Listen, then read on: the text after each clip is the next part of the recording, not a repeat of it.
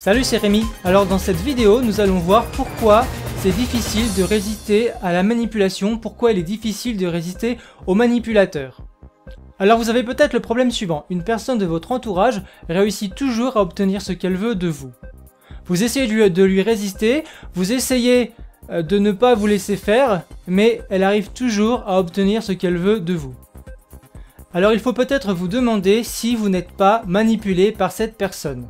Manipuler une personne, c'est faire une chose à cette personne sans qu'elle en ait vraiment l'intention, sans qu'elle ait vraiment l'intention de faire cette chose, et surtout sans qu'elle se rende compte qu'on lui fait faire cette chose.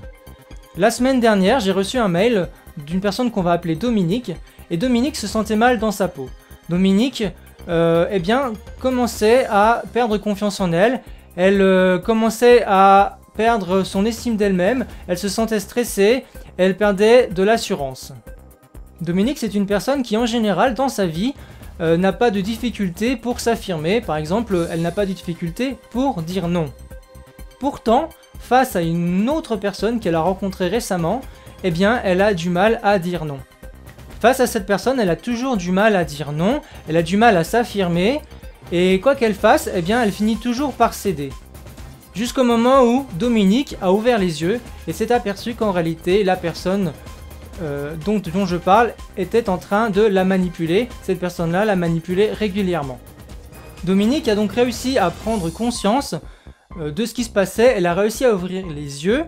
Et le but de cette vidéo-là, eh bien, c'est de vous aider aussi à ouvrir les yeux si vous êtes dans une situation qui ressemble à celle de Dominique. Alors il faut savoir que la manipulation, nous l'utilisons tous un jour ou l'autre. Mais de façon différente, c'est-à-dire que 97% des gens l'utilisent de façon occasionnelle quand elles n'ont pas le courage ou quand elles n'arrivent pas à obtenir ce qu'elles veulent par des moyens honnêtes. Alors à ce moment-là, elles vont utiliser la manipulation. Le problème, c'est que il reste les 3 autres pourcents. Et les 3 autres pourcents, ce sont des personnes qui utilisent la manipulation beaucoup plus souvent, qui en ont fait une stratégie qu'elles utilisent régulièrement pour obtenir ce qu'elles veulent des autres personnes. Pour ces personnes-là, la manipulation est un moyen de ressentir du pouvoir et c'est aussi un moyen de se rassurer. Ces personnes qui appartiennent aux 3% là, on les appelle des manipulateurs. Alors voyons voir tout de suite comment ils s'y prennent. Eh bien ces personnes vont s'arranger pour toucher vos cordes sensibles. Ils vont faire vibrer vos cordes sensibles et cela va provoquer chez vous une sensation désagréable. Cela va provoquer une douleur intérieure. Alors il existe deux façons de provoquer cette douleur intérieure, deux façons de toucher vos cordes sensibles. Voyons ça tout de suite.